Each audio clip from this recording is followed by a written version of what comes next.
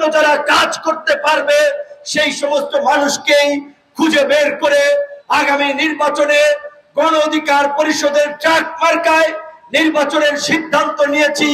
তবে যদি দেশ এবং জাতির বৃহত্তর স্বার্থে গণ অভ্যুত্থানের আকাঙ্ক্ষা বাস্তবায়নে আমাদেরকে যদি কারো সাথে জোট করাও লাগে, আমাদের সম্ভাব্য জায়গাগুলো আসলে আমাদের প্রার্থীরা থাকবে এবং তারা ট্রাক প্রতীকেই নির্বাচন করবে।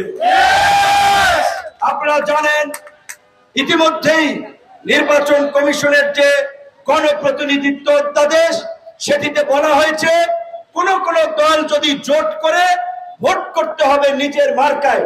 আমরা নির্বাচন কমিশনের এই সিদ্ধান্তকে সাধুবাদ জানাই, স্বাগত জানাই। যেহেতু গণ অধিকার পরিষদ একটি নিবন্ধিত দল, এই সিলেট ৬ এই বিয়ানীবাজার গোলাপগঞ্জ থেকে গণ অধিকার পরিষদের ট্রাক মার্কায় আগামী নির্বাচন করবে আমাদের অ্যাডভোকেট জাহিদ ভাই।